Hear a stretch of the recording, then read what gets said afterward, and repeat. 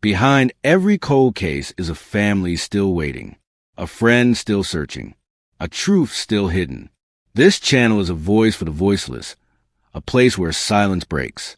We revisit real unsolved cases that remain open because someone, somewhere, knows something. The world may have moved on, but we have not. On Saturday, August 30th, 2025, tragedy unfolded inside the Woodland Villa apartments near Detroit.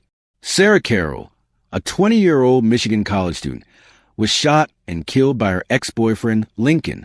The young woman, who had been stalked and harassed by him in the months leading up to the incident, lost her life in a moment of devastating violence. Authorities later confirmed that Lincoln turned the gun on himself immediately afterward, ending his own life in what police classified as a murder-suicide. When Westland police officers arrived at the scene, they encountered evidence that left no doubt about what had taken place. Sarah had been shot multiple times with a shotgun, and Lincoln's body was discovered nearby. Investigators soon learned that, after killing Sarah, Lincoln called 911 himself. During that call, he admitted to the crime, stating that he had just killed his girlfriend. Moments later, he ended his life before law enforcement could intervene. This sequence of events not only established the timeline of Sarah's final moments, but also underscored the calculated nature of the violence. The confirmation from police quickly spread across the community, making clear that the case was not an unsolved mystery, but a confirmed act of intimate partner homicide followed by suicide. By beginning with the undeniable facts of this night, the focus remains on the stark reality of what happened. Sarah Carroll's murder was sudden, final, and irreversible. The brutality of the crime set the stage for the painful aftermath that would follow, shaping how her family, friends, and community came to understand both the loss and the circumstances leading up to it. Sarah Carroll was a 20-year-old student at Schoolcraft College in Michigan, working toward her dream of becoming a physician assistant. She was known by those around her as someone with determination, intelligence, and a strong sense of purpose. Her life was centered on education, ambition, and the hope of building a meaningful career in healthcare. Friends and family describe her as someone at the very beginning of a promising journey, a young woman who carried optimism and direction into every space she entered. A GoFundMe campaign created on behalf of her parents, James and Jennifer Carroll, offered a glimpse into how she was remembered by those who loved her. It described Sarah as smart, brave, strong, and as someone whose smile lit up every room she entered. These words reflected not only her personality, but also the impression she left on others, even in everyday interactions. Her father, James, later emphasized that Sarah was deeply loved by everyone she met. To him, she was not only a daughter, but also a source of joy, someone whose presence was felt in both family and community. Sarah Carroll's story began with hope and promise before it was cut short. Sarah Carroll's relationship with Lincoln began with the ordinary rhythm of young adulthood, but gradually turned into a dangerous and threatening connection. The two were together for almost a year before problems began to surface, and what had once seemed like a typical relationship soon became a source of fear and instability for Sarah. According to her mother, Jennifer, the difficulties reached a breaking point when Lincoln's behavior escalated into stalking and harassment. For 2 months leading up to the tragedy, Sarah endured unwanted attention and persistent monitoring from her ex-boyfriend. His actions created a constant shadow over her life, one that she tried to confront by pursuing legal protection. Jennifer later revealed that Sarah had been in the process of seeking a personal protection order against Lincoln, a step that underscored both her awareness of the risks and her desire to reclaim a sense of safety. However, Sarah chose not to disclose the full extent of Lincoln's stalking to her parents. She kept the details of his harassment private, leaving her family unaware of just how serious the situation had become until it was too late. In speaking afterward, Jennifer urged other parents to remain vigilant and involved in their children's lives. She emphasized that silence can sometimes mask danger and that open communication is critical in recognizing warning signs. Sarah's experience illustrated how quickly a troubled relationship can turn violent, and how important it is to identify patterns of control, intimidation, and obsession before tragedy occurs. On the night of Saturday, August 30th, 2025, violence struck at the Woodland Villa apartments near Detroit. Inside her residence, Sarah Carroll faced a culmination of months of fear and harassment. Lincoln, her former boyfriend, entered the apartment armed with a shotgun. In a matter of moments, he shot Sarah multiple times, ending the life of the 20-year-old student.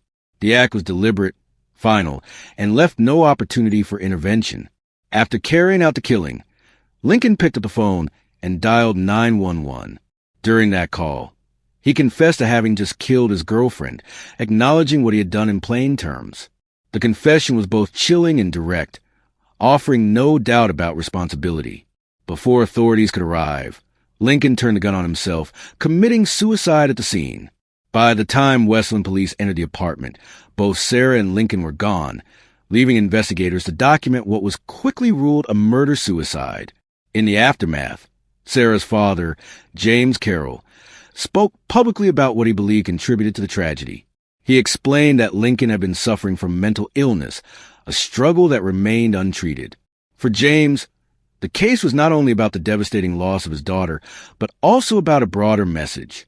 He urged families to recognize warning signs in their own children and to ensure that those dealing with mental health issues receive proper care before those struggles escalate into violence.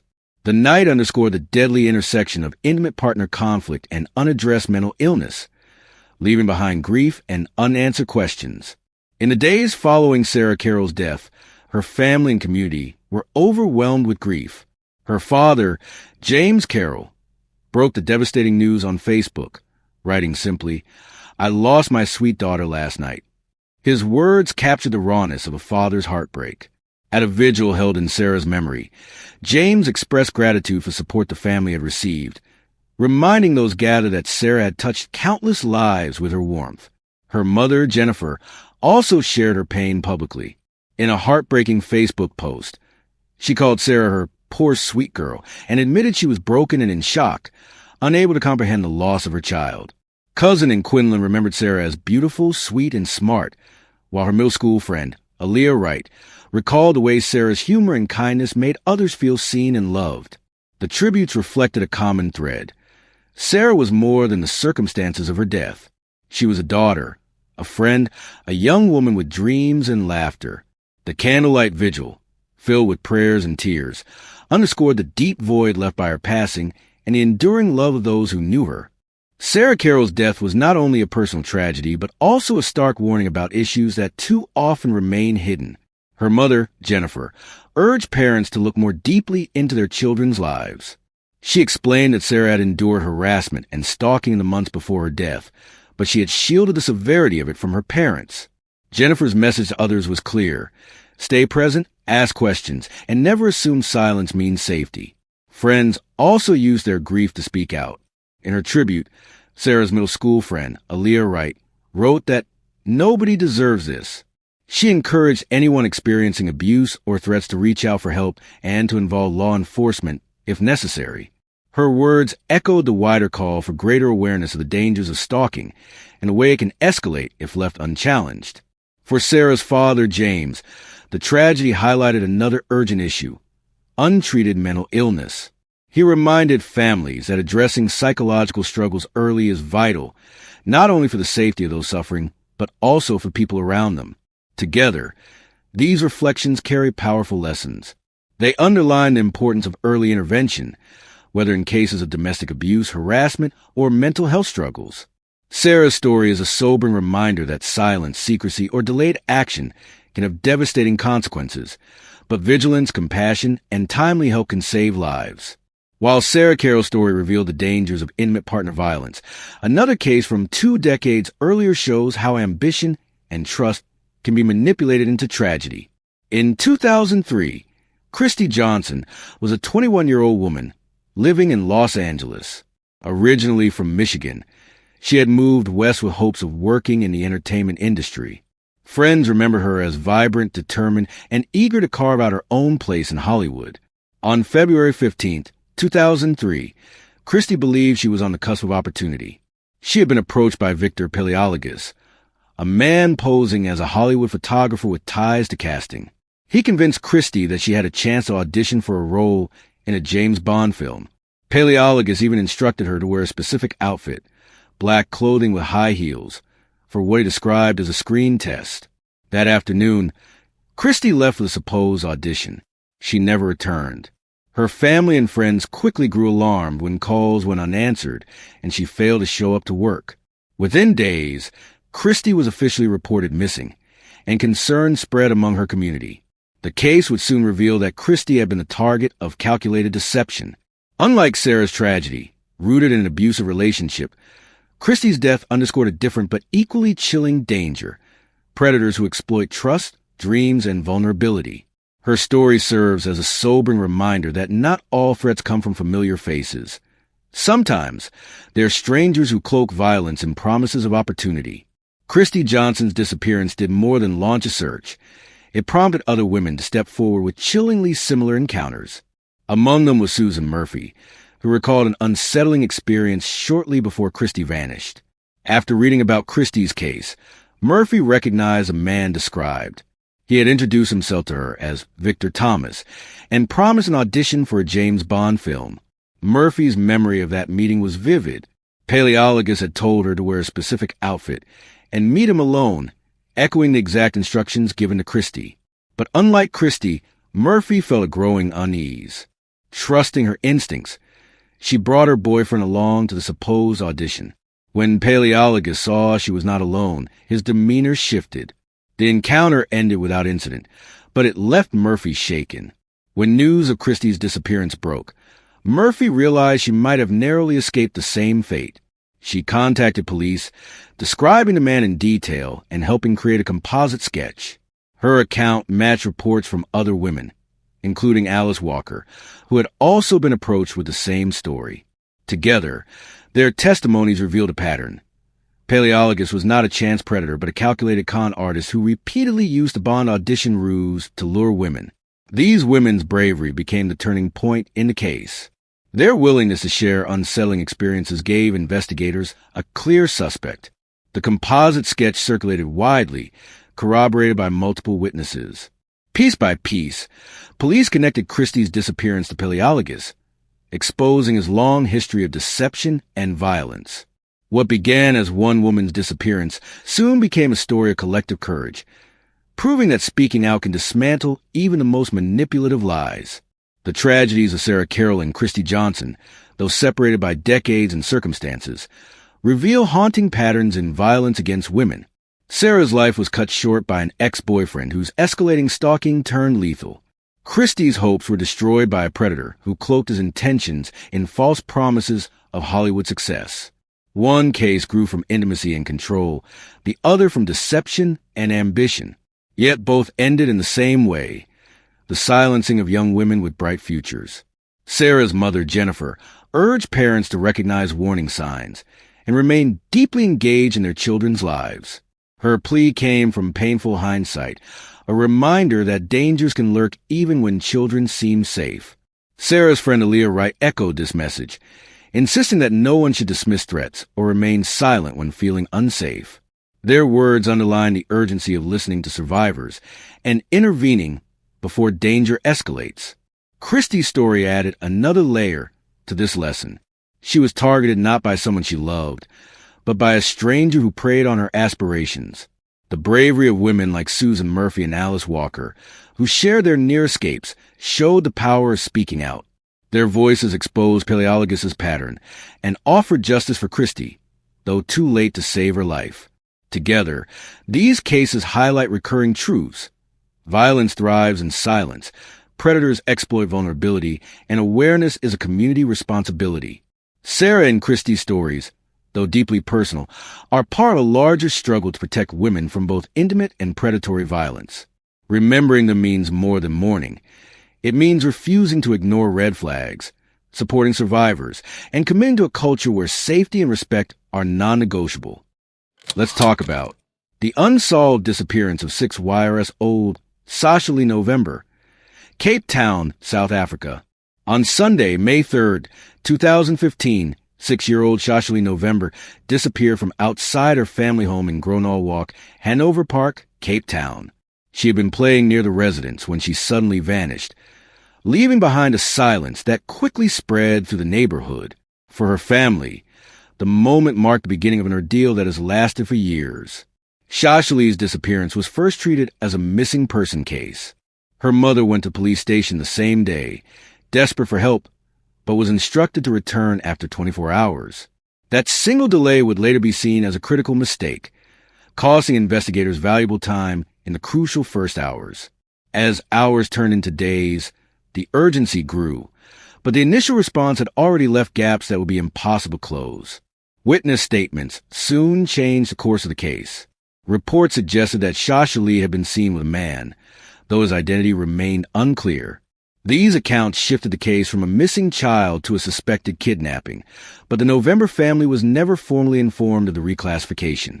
What should have been immediate action became a slow and uncertain process, adding to the family frustration and despair.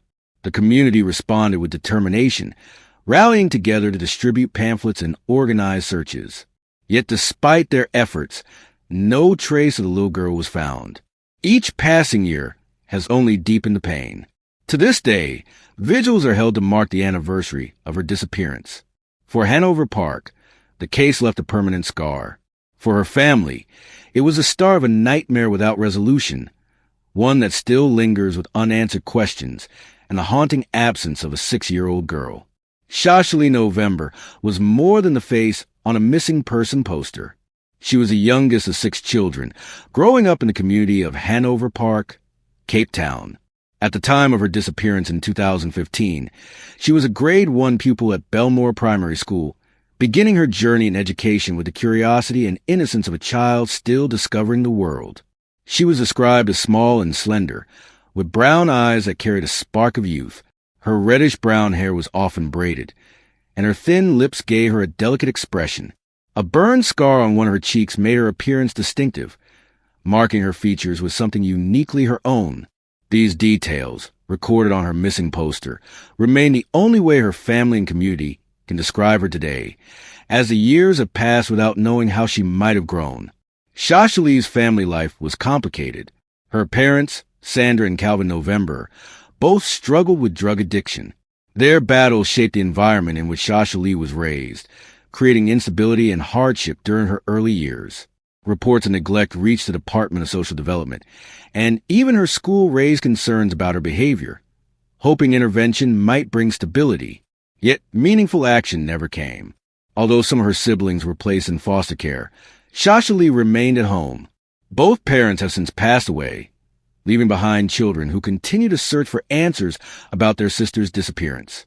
With the parents gone, the burden of advocacy has fallen largely on her siblings, particularly her sister Jasmine Harris. For them, the absence of Shasha Lee is not only a story of loss, but also a reminder of the vulnerability she faced in childhood. Her life was brief, but her story continues to resonate.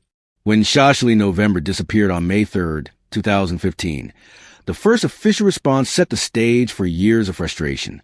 Her mother rushed to the local police station to file a report, desperate for immediate action. Instead, she was told to return after 24 hours.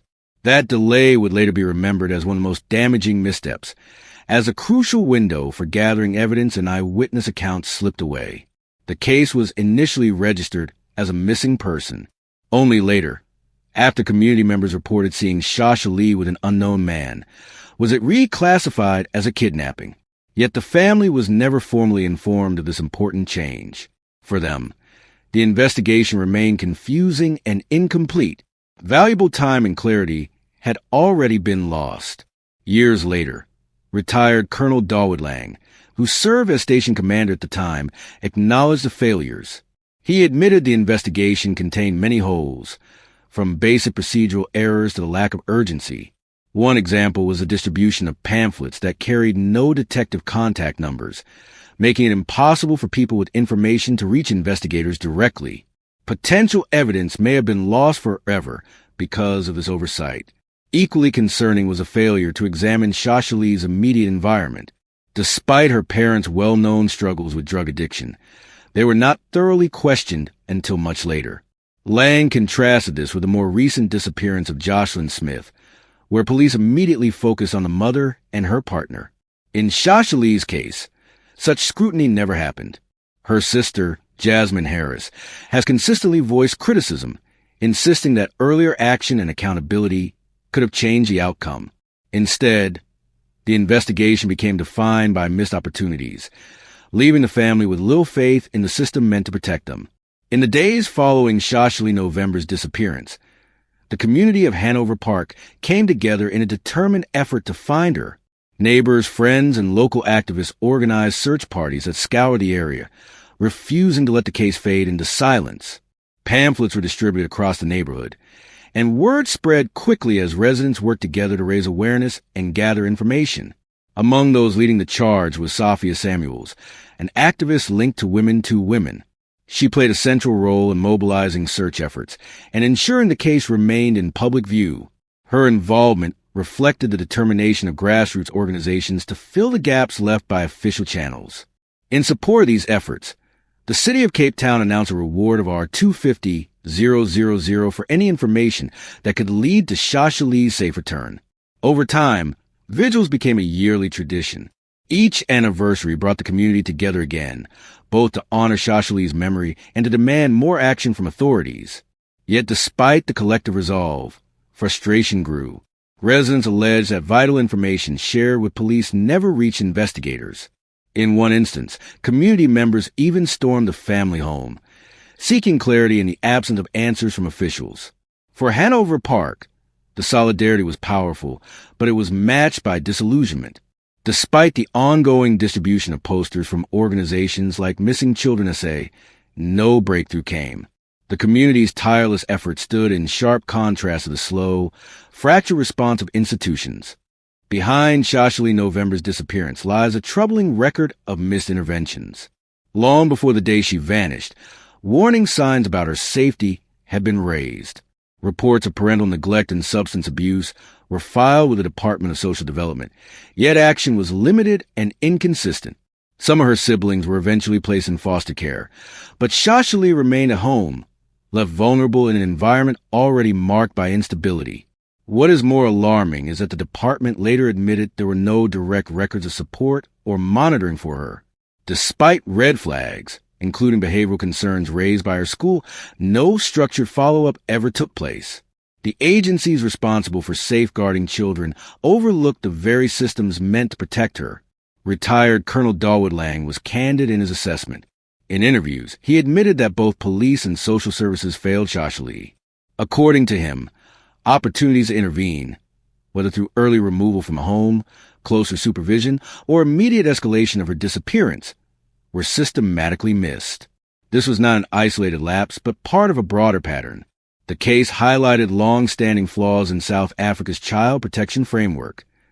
Bureaucratic inefficiency, weak interagency communication, and a lack of urgency in addressing child welfare concerns. The absence of coordination between schools, social workers, and law enforcement meant that crucial information slipped through the cracks. Shashley's story is therefore more than a single tragedy.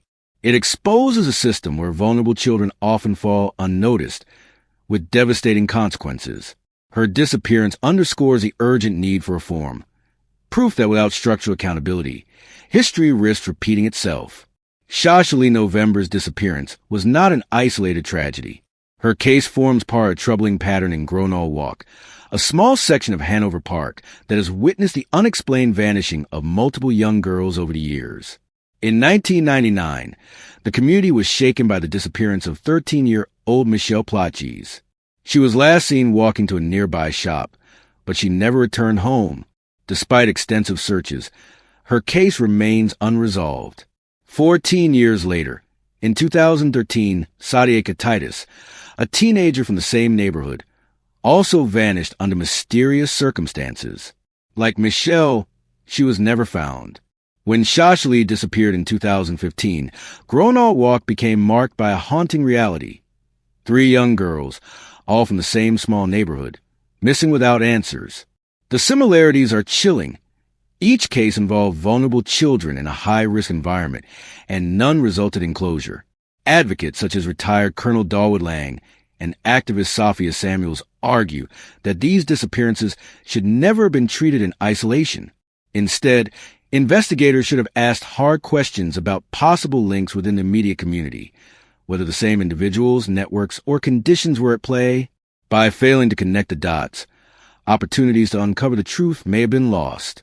To this day, suspicions linger among residents. Many believe the answers lie closer to home than authorities have admitted.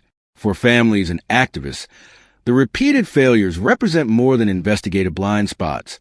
They point to systemic neglect and the possibility of unchecked criminal networks operating within Hanover Park.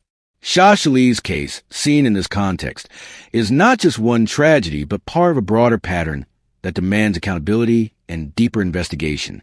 Nearly a decade after the disappearance of 6-year-old Shah Shali November, her family's search for justice remains unrelenting. At the center of this fight is her sister, Jasmine Harris, who has carried the weight of advocacy in the absence of their late parents. Harris has pressed authorities repeatedly for progress, but meaningful updates have been scarce.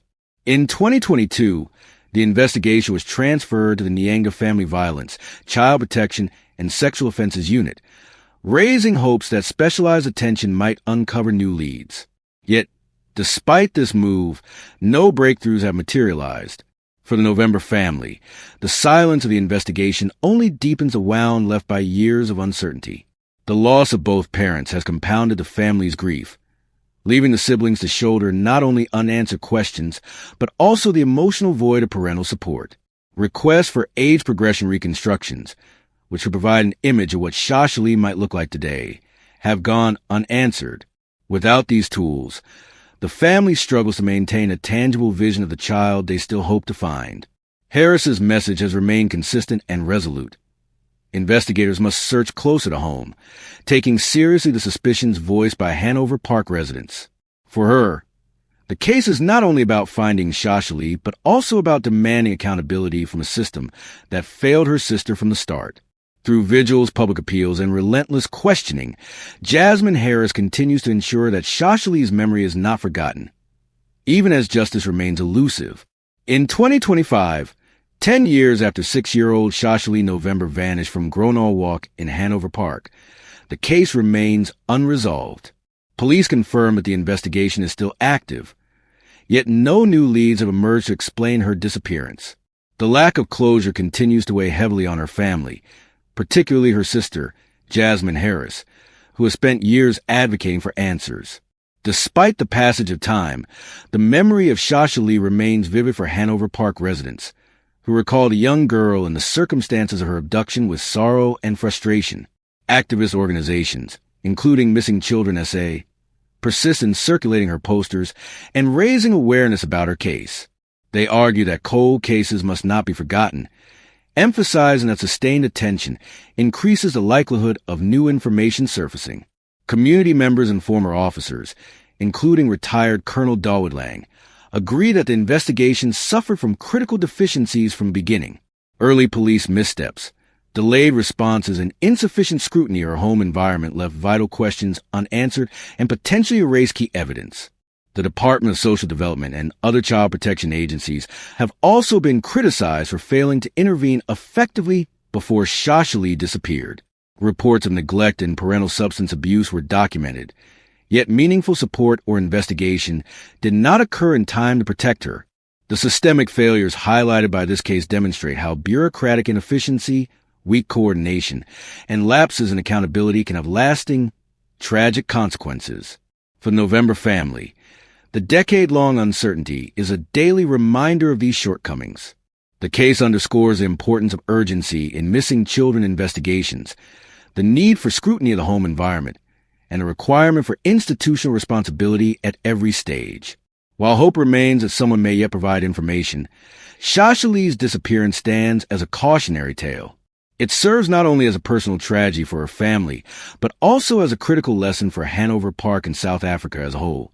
Missing children demand swift, coordinated, and thorough action, and no case should ever be allowed to fade into silence.